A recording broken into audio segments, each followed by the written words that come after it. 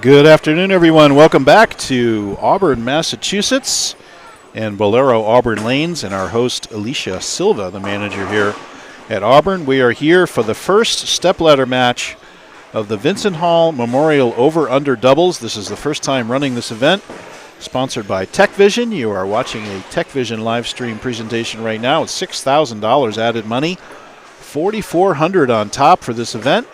And we are looking at match one of two matches we'll have. We have a three-team stepladder, and if these teams look familiar, it's because they just faced each other in the position round, and they were 1-2 in the position round. They were both passed by the number one team right now of Bissonnette and Monroy, and they will come up after this match. So just some little background here. We have a two-game Baker match, where each bowler will bowl on each of the lanes. Now on the left lane, we have the short pattern, which is Broadway. And on the right lane, we have our longer pattern, which is Titanium. Broadway, of course, 37 feet, 26 mils, 4.7 to 1. Titanium, 44 feet, 25 mils, a little bit less oil, 4.21 to 1. So Titanium, you'll see break down on the front a little more, but this pair is completely fresh. There has been no play on the pair since we started. It's been they were oiled early this morning, so the pair has been sitting all day. And I'm just saying goodbye to my friend Don here. Don just got done. He looks a little worse for wear after bowling 8 Baker games. Oh, it's his anniversary. He wants to get home to his wife, so he will be a viewer of the live stream, even though he's in the car. I know that. So great to see Don. He actually was our guest at our house last couple of nights, so great to have him over. And unfortunately, Mandy could not make it, but shout out to Mandy as well. And he and his teammate Adam Zimmerman were the number yesterday and made it into the finals. So just some background, and Chris Foria will come on for some color in a little bit, but let me give you the background of the tournament. So we've got a 2-day event here. Yesterday, all the teams, 30 teams entered. We had 10 games of qualifying, 5 games on Broadway, 5 games on Titanium. The cut after that was plus 352. Those were full 5 games of each bowler. So really it's 10, so 20 doubles games. The cut was plus 352. The cut for the first 5 games was 180. For the second 5 games was almost double 180. So the scoring pace very, very similar across the two patterns, but different teams did very well on the different patterns. For example, Andrew and I were leading after the short, and we missed the cut. So not by much, but it was just a little tougher for us on the long. So now today we have the short pattern on the left lane, long pattern on the right lane, and the bowlers are just completing their practice. And once again, we've had 8 games of round robin, or 8 matches, I should say, of Baker match play, 2-game Baker match play. So the winner received 60 bonus pins. And we just finished that position round, and now we are into the stepladder. Here are the top 3 teams. And once again, team number 3 is going to be the Graywalks Lichtenstein team. And they are going to, it looks like, start on this left lane. And then they are facing, of course, the number 2 team, Tebow and Viali. Now, of course, you know that the rules for this tournament were that there were no restrictions on champions bowling together. So Ryan Graywalks is certainly a champion. Mike Lichtenstein, the all-time leading champion of NEBA with 31 titles. And, of course, Ryan was Bowler of the Year a few years back. He actually moved to Syracuse and came back here to bowl this upon invitation from Mr. Lichtenstein. So Kevin Tebow, of course, does not have a title. So Kevin will be seeking his first NEBA title. Imagine if he were to win it in a tournament where you could have bowled with any other champion. And again, look at the partner that Viali chooses, and look at where they are here in the stepladder with a really good chance to win. Now that said, Kevin starts with a 7-10 in the pocket. And that's on the long pattern. And now Mr. Viali up on the left lane. Now Viali and Tebow did a number on Graywalks and Lichtenstein in the last match, beating them. The Graywalks and Lichtenstein really never got lined up very well. I think they shot a low 3 something. How about another 7-10 in the pocket. I don't know if you call that teamwork, but that's just not nice. That's back-to-back 7-10s in the pocket. That's terrible luck for the two Tebow and Vialli partners. And here's Lichstein trying to start things off after the strike on the left lane from Greywax. Can he double up? Now this is the long pattern. And Michael straight up the pike with what looks like a purple. Trying to get it to react, comes up a little bit light. The long pattern, really tricky. I've seen a lot of people, you'd go light, you move a board left, it hooks early, you're through the beak, or you start, or vice versa. And sometimes very difficult to get lined up here. And then other people went a little bit deeper, were able to go around it a little more, and can hit the pocket repeatedly on the pattern. So very, very sensitive as to how you attack it, with what equipment, and so forth. So, but Michael doing his usual hard up the boards and throwing a purple. So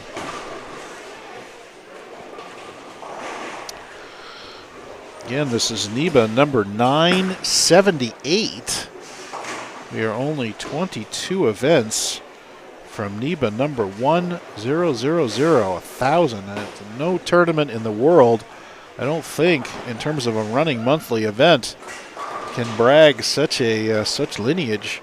We are very, very excited about it, and we'll definitely have some kind of a special celebration. We're right now putting the finishing touches on the 2023 NEBA schedule, and we will be rolling that out as soon as it's available. So,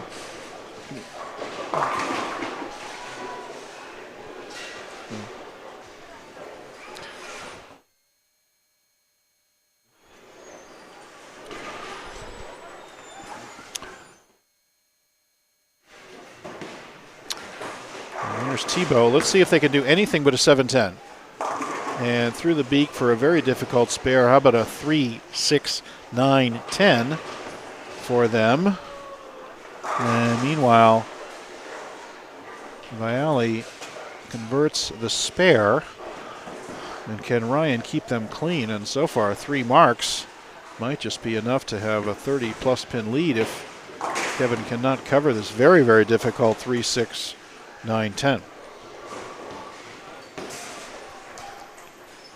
Once again, stepladder format. This is the first of 2 stepladder matches. We'll bring a great cover there by Kevin, and no trouble with the spare to try to keep the deficit to only about 21 right now. There's our scoreboard. Once again, Vialli and company are C, and Lichstein and Greywax are A, and again, Baker format, so just 1 score up on the board. You see Vialli playing right out on the edge on that short pattern. Lots of recovery outside. If you get the ball outside of 5, there's plenty of dry to have it come back, and short pattern.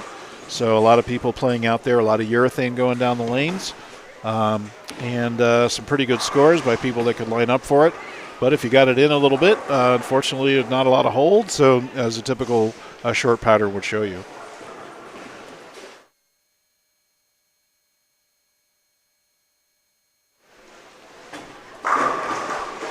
Michael Lichstein straight up the boards, packs that shot. A great shot there. Oh, thanks. Saying goodbye to my friend Bob Green, taking off. A lot of the folks down lower in the standings taking off right now as we are down to the 3 teams in the stepladder. And once again, 2-game stepladder here. Total Baker pins will determine who faces Dennis Bissonnette and Chris Monroy in our number 1 position. And here's Ryan Greywax, packs it on the left lane. That's going to be a double after the strike by Mike Lichstein, and they have a commanding lead now with a double, no opens, +8 with Tebow and company 22 under, so 30-pin deficit now. Does Tebow face? Can he cut it to 20? Got that one a little bit right, and it does not read on the longer pattern. and comes back with a washout.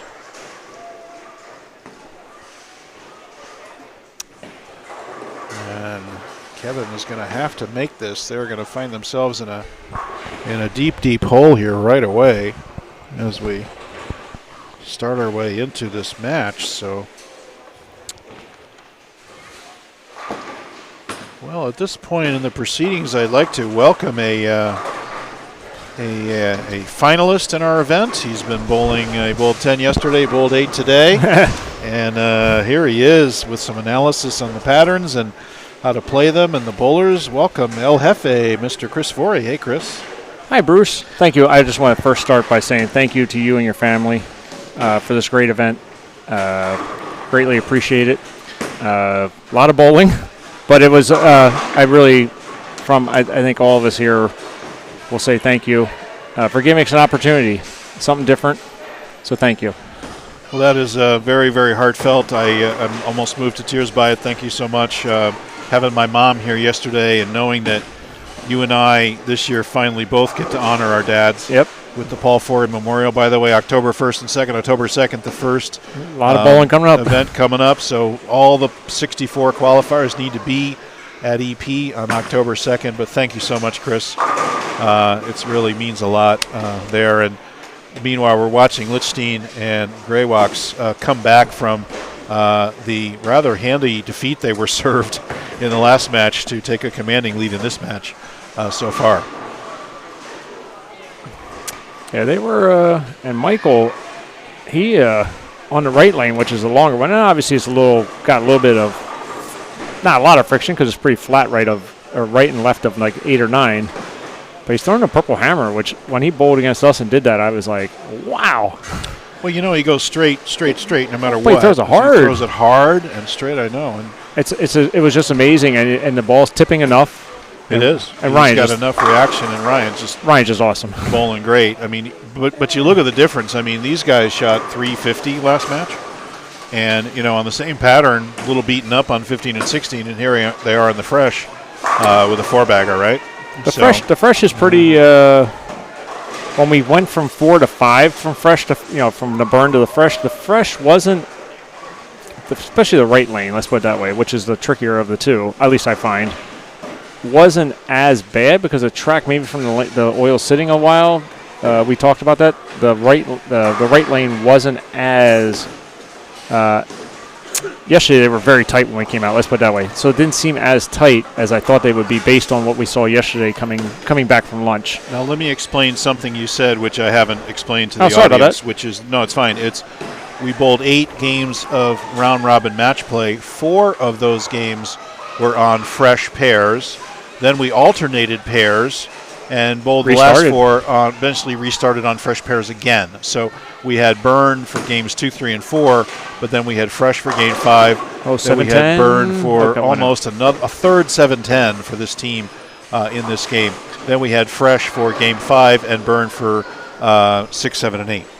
So that's what you're talking about when you say move to the fresh game 5. Yeah, we moved. Yeah, so when we moved, I really thought they were going to. I really thought like the right-hand lanes, which have the longer pattern, I was like, well, they're going to be tight. They're going to be tighter like we saw yesterday when we came back from lunch.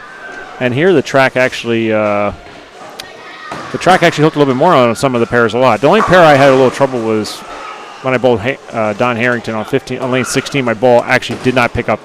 Well, all the other lanes, you could just throw it to the track. Well, Chris, I wonder because we bowled the first 5, then went off to lunch, came right back, and they just finished oiling. Yep. Oh, yeah. And so these lanes have had a chance to sit. They oiled them first thing in the morning. That's what we were talking about earlier. And especially the second half, we didn't get to the second round until afternoon. Yep. So they've probably been sitting for 5-6 hours. So maybe that makes a difference. And that's what Webb and I talked about, Webb, Jay Johnson, and myself.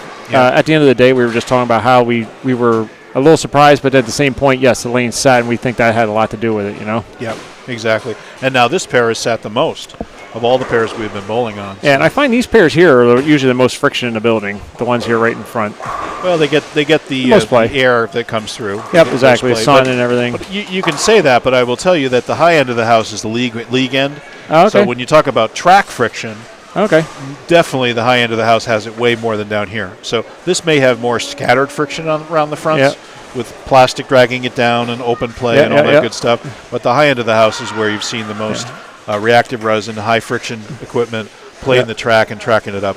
So anything above, say, 21 and 2, you're going to have a lot of breakdown really quickly in the track. Yeah. In fact, I see people taking out a gem here, and I say, I don't care what the pattern is. I don't care how fresh it is. I don't care if it's 13 to 1. It's never going to hold up in the front for more than about 2 or 3 Scanner said that to start shots. the day. He goes, you don't throw a dull ball in this place. You can't. You really just And listen, Bruce, I didn't throw a dull ball. I didn't throw a dull ball, I'm Bruce. so impressed. I threw a Zen. I did notice that. It did have 500 and 1,000. I think we should memorialize this particular moment in time. On the long pattern, I threw a Zen. He threw a Zen, which is the shiniest thing I've ever seen you throw on anything long. It's good because we ran the pattern, and Bob and I practiced on the pattern on Thursday night at Nutmeg. We went to the high end of the house, which is the trickiest end of the house at Nutmeg, and we ran the pattern on 2 lanes. On 2 lanes are drastically different, so we could just get a feel because I bowled really bad at Rutland on it. So Ryan missed the head pin, and he just covered the spare. So it's 2-game match, right? 2-game Baker match. Same as what we just game bowled. 1. Yep, this is game 1. And interesting that you're on the short, and you know that you can't overhook it. There's no hold. So you saw a lot of guys just flat-handed at the bottom. So you see a surprising number of washouts. If you mishit it, if you mishit it, if you drop it at the bottom, if you accelerate through it, it's easy to flag it. It will not read. It won't pick up. But you had to be still nice to it, though. Absolutely. Monroy was the only one that wasn't being nice to it. Like he was curving it he was curving it from about. Well, Prince Field wasn't being nice to it either, my friend. So. He was throwing a plastic ball. You realize, right? Was he really on both patterns? That was an old on the left lane. On the left lane, yeah. His left lane was a old Bonanza white dot. That guy is he's a monster. He's superhuman, Prince Field. I was talking about him earlier. We didn't get him on any live stream, but you've never seen Prince Field bowl. It's worth seeing. Go out of your way if you can get a chance to see this guy. A lot of moving parts and a lot, but very very accurate for what he does. Very accurate. He did very well on the long, where you didn't have a lot of room. He threw it past the arrows sometimes. Yeah, and the ball was jackknifing. It was crazy. So Michael with the purple. Purple. See that read in the back? You see it's a stop. If you see it hooked in the mid lane, just goes toward the pocket. Yeah, it just picks against up. us, he bowled really good. He threw one ball where he washed out against us, but every other ball, he came back after the second time. I go, Michael, that's impressive. He's like, what? I go, that's not what I was expecting to happen. Well, I'll tell you, I wonder how he has that purple drilled. Or that's not a widow. It's not a widow. No, he has a regular purple, and the pin's it's the old school drilling a pin at 3 o'clock. Okay. So it's maybe like. So it's picking up. I mean, it's it's got a weight block. It's doing something. That weight block is very weak. As I was saying, it's very impressive what he's doing. Well, if it were the purple or the Black Widow purple, that has a bigger core. That has a much bigger core. This is only like 020 diff, like 020 something. Not much. And a high RG, so. Yeah, but that I'll tell you, that cover stock is just that cover stock's amazing. It's money on so many different surfaces. It hooks just at the right part of the lane. And it can affect people's decision and ball companies, to be honest. So they can be at a 50. They can be at a 54 pin lead here. They are at a 54 pin lead. And now we talk about the ball on these 7-9s. As soon as we say that, hopefully you didn't hear us. It's going to be a 44 minus probably 1, so 43 to 44. It's going to be a 40-something lead, yep. Advantage for the Lichtenstein team, who really just got beat rather handily, as I said, on 15 and 16. So a little bit of 16 was like I said. 16 was I felt like I had a really good look all day on both patterns, and when I hit 16, my ball 2-8-10 3 straight times, and I was like, where'd this come from? I've had a good look on the long pattern all day, and my ball just kept drifting down lane. So I felt like maybe the front actually hooked more on 16, so my ball was drifting in the back of the lane. Because I was trying to get dead around the side of it to get the ball to bounce off the back. But it was fun. It was a lot of games, but it was fun. It was a... yeah, it's the first time with this format. We talked about it. Yeah, there's always tweaks. Full day of qualifying yesterday. And the theory was a lot of guys bowl 9 a.m. and re-enter. So bowling 2 5-game blocks is not that far into a NEBA bowler, right? So we were thinking, except for my 60-some-year-old partner. Well, there's that. So, and me, and me almost 50, and me, by the way. And no, but we put out a different pattern. A longer pattern. You're not going to have to throw it as hard. So that works, I think. And then today we really wanted to make sure both bowlers hit both patterns to make it a fair test. It was a test of the bowlers to make sure that you can't just be one pattern bowler. If you at some point you've got to hit each of the patterns in each match. As I said, made sure of that. As I said to Amanda Broge, I said one guy wasn't carrying a team today. She's like, "Oh, how you guys doing?" I said, Bob, he's trying, but we couldn't get anything going because I couldn't carry the whole team like yesterday. Like Yeah. Bob bowled okay. Like Bob bowled well. He shot 90 over yesterday. But I couldn't shoot. My 330 over doesn't matter in this. Right. And here's Vialli coming back for the Yep, strike. So down 76. 76, 233. So 50. I think it was 47, actually. I think because he just threw they forgot to reverse the arrows. Hold on. Stop them. Can you go? Yeah, go have him reverse the arrows if you would. Ryan, stop him. We're going to reverse the arrows. Yeah. Just 1 second. Yeah, well, we have to reverse the arrows in between games, so.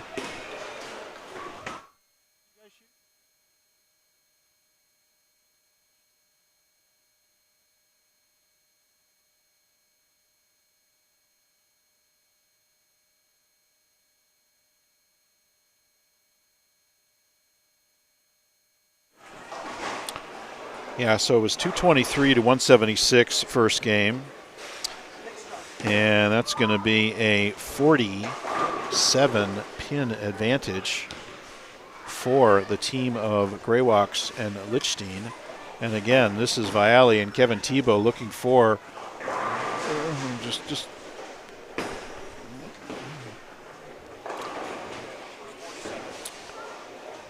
yeah, I got it. Yeah, 47-pin lead, so.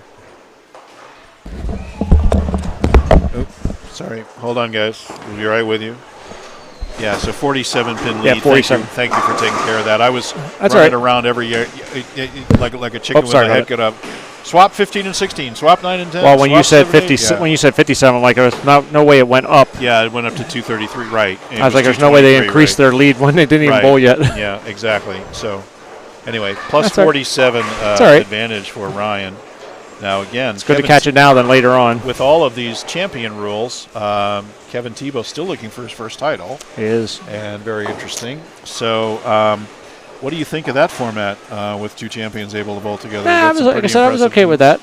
I was okay with like I said, something different. I just think like anything. Hey, listen, we've run other special events, the Invitational, the Masters. The Invitationals change God knows how many times the rules. So, I mean, anytime you start something new, you think you have it all figured out when you set the rules, and then as we bowl, we begin to say, oh, all right, we need to. This is what happens. You clean it up a little bit, and things will be good. Like I said, overall, I thought everything was really good. Guys handled everything well. So, I think we would change. We might make the format on the qualifying a little bit later, so we're not starting at 9. It's not a full day. One thing nice about the 9, I will tell you, I didn't finish eating dinner till 9 o'clock at night, so it was nice to. That part of it. Have something a little earlier, yeah. Well, maybe we'll go. Nice. We might go like 11 a.m., 7 straight. Yeah, or something. And then come back the next day, something like that. Who knows? I thought the two-pattern thing was a really good idea, so I don't mind that. Yeah, we like to. Food's incoming, folks, so we're trying to navigate our way around. I haven't had any lunch or anything. Nah, same thing. I ate a Reese's snack bar for breakfast. So we have She's gonna bring me something, so you're good. Well, in the interest of thank you though. Chewing while we're online here. Luckily, we can turn it down. We'll try to be cool here, yeah. So. But no, like I said, any tournament when you first do it, you change the format. You do something different. You're gonna have like some things, so it's all good. So Tebow goes up after 2 and almost 3 7-10s in the pocket. Blower goes 7. up for a smash 7-pin, needing it for the double. So thank you very much there. Meanwhile, Ryan is going to keep his team clean. They just have to nurse this 47-pin lead through this match, and they will move on to face Bissonnette and Chris Monroy. And we have our first turn down to the mic, so Mr. Forey can enjoy some of the fine appetizer sampler platters that my wife has provided in here at AMF. So thank you very much, Kim, for the appetizers and for the help with our picture. We had a really cool picture here, Chris. This was a picture of my mom and dad and their 72nd anniversary, and my mom was here to be part of that little celebration, so it was great. No, that was awesome. Now, Vialli, of course, looking at a 4-pin that he can't get to carry after Kevin's smash 7. So not having a lot of luck is the Vialli they just can't get anything on. Tebow team right now. And Let's see if Michael can get something going on the EPX. short. Now, that's EPX right off the corner. Now, this is the ball that Michael has gone to so many times. We've seen some surface on this baby, though, right? Throw the heater off the corner here. I mean, he's like landing on like right 4. off the corner, peels off, smashes the 7 out, and a no doubt about it strike for Michael Lichstein, looking for title number 32, by the way, in his effort to stave off the charging Alex Aguiar in terms of title holder. Alex winning the Cambridge Credit Invitational earlier this year to get himself up to 26 or 27. It's one of those two. So those are our 2 title holders. Bill Webb, of course, in the finals. He's the all-time Bowler of the Year holder with 6. And here's, speaking of a Bowler of the Year, Ryan Graywalks up on 12. Ryan can double here and start to get their lead into the 50s. Getting awfully close to game over here, Chris, even in the 3rd frame. Right up at it, dead flush. Beautiful shot there by Ryan. And he's loving that shot, straight at it.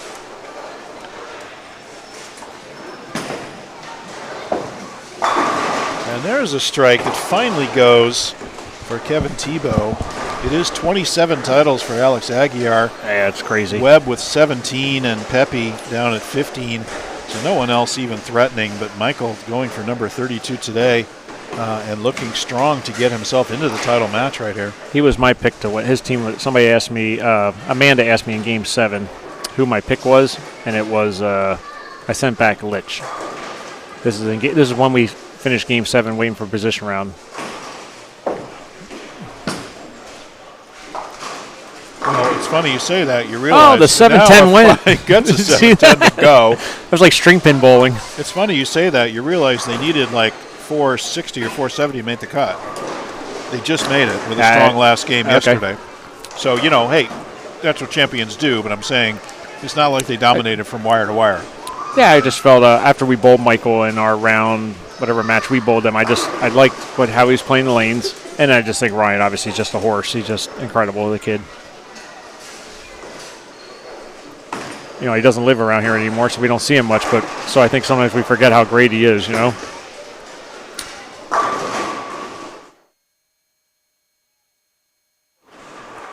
While we're talking, here's the Farkle of the year coming across the lanes. Michael with that EPX lays it off the edge. It comes screaming up. A messenger comes bouncing across the deck and just takes out the 7-pin to give them the 3-bagger and just pulling away despite the double from the Bialy Tebow team.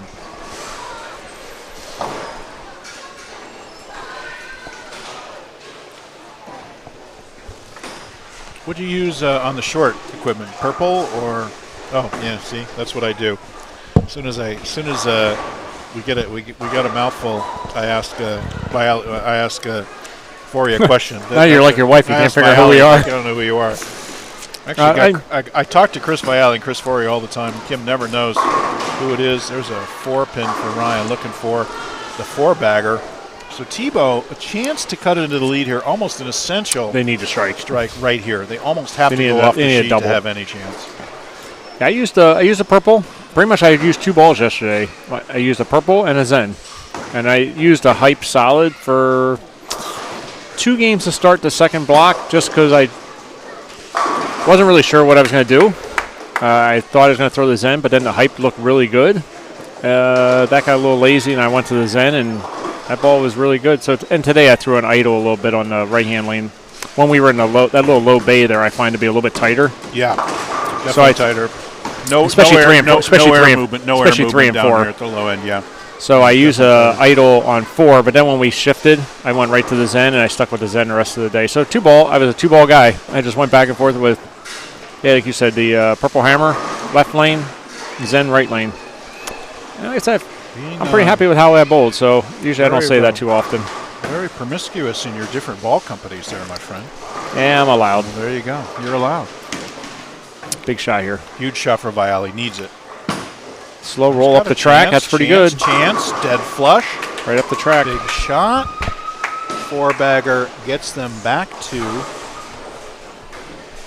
taking the lead in the game. Yes, they have the lead in the game. So the 47 has now been cut into by 11. So we're down to 36 right now. 36 now. Remember, 47-pin lead by the Lichtenstein team.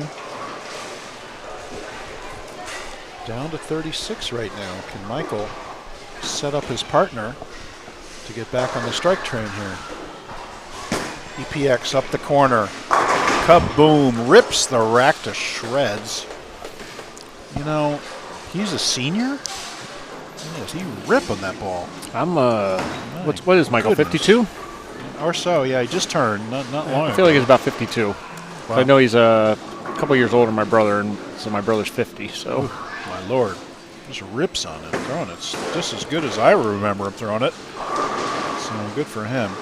Actually, my brother's 51, so Michael must be 52 or 53. Important shot here by Graywax. He can get it back into the 40s, the lead. But right now it's in the 30s and in reach. That's left. Oh, it's left. Line hard. Through the beak. 3-6-10. Hand closed down early on that one. No from the count. top. No count lost. But imagine how big the shot is for Kevin to get them to the 20s. Yeah, and then pressure. Now you start making pressure. And then there's nothing they can do to have Viali up or get it into the teens. So we are very close in this match, folks. Stick around. Very exciting first match here of this 2-round stepladder. This is the number 3 and number 2 teams going at it. The winner will face Dennis Bissonette and Chris Monroy. And goes out, up the lane, dead flush. Kevin Tebow. That's a big shot. Pressure shot. This is not an easy spare on this pattern. Plus 26. And here is Ryan going at the 3-6-10. What makes it so hard? Well, there's enough hook in the track you can get it, and then if you try to get it right to the track, well, he's going to go harder and straighter with the blue tank. And there you go. He was worried about chopping it, but he does not. But there's enough hook in the track that doesn't matter what you throw, your ball can just pick up. So, great spare. That was a really, really crucial.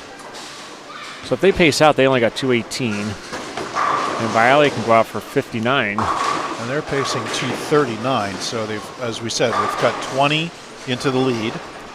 Their 47-pin lead is now only 26. They got ball in hand for you. And Viali now can get it to 16. This is big here, and they are not. The Lichtenstein team not on a strike. They can get it to 6 without any question.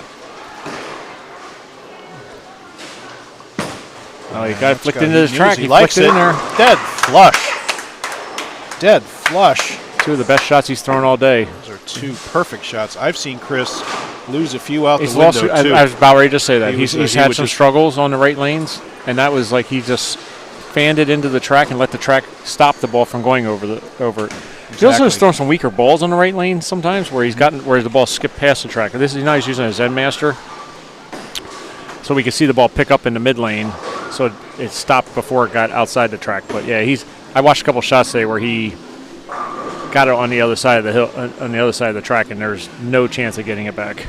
I don't care how much hand you got. 6-bagger for the Viali Tebow team. Kevin Tebow looking for his first title in a world where you can bowl with 2 champions. There's Mike Lichtenstein, all-time leading titleist. With his EPX in the left lane, can he set up his partner Ryan Graywax for the 10th frame? Now, I believe if they go sheet, they can shut out. They still have ball in hand. Well, they can get to 69 on the right. So 69, and they can go out for, say, Michael doesn't strike. 47-pin lead, so it would have to be so 47, Michael's got 205, so 205, 220. They actually need to... 220 would do it. No, that would put him at 67. That's not going to get there. Michael blows the rack apart. Let's do some math here. So 47 is 205. So to 238. They can go 238. 25. Plus 47 is 70-something, which these guys cannot do. So they can get to 69 They can get to 69. So Ryan Graywax on the right lane has ball in hand. If he doubles, they win. He must double. Meanwhile, Tebow must strike to put the pressure on Graywax. Pretty much whatever Tebow does, Ryan has to do. That's right. What a match. What a comeback. As expected on these tough teams. And by the way, we got 10 games yesterday. We've got 8 games on each bowler today. 16 Baker games that they've already bowled. And here we are in the stepladder. And look at the power behind these shots. Ryan doing some breathing exercises, trying to just calm down a little bit. Fans it up the lane. That's the pike. Oh, flat 10. Don't go a flat 10. Yeah, the ball was tumbling forward a little bit. Oh, now Ryan just needs a mark. So Ryan needs a maybe? mark. Just a mark. He can only go 48, so they just need 201 or better. Yeah, he just needs a mark. 98 even. He's even like 8 9 pins. out will do it. 8 pins. 8 will do it. Yep. It's too bad. What a comeback they made. They mounted a great run.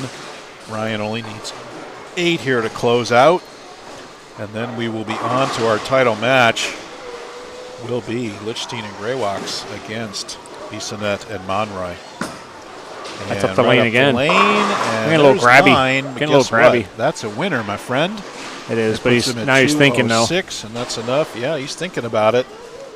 But they are going to go straight into the next match.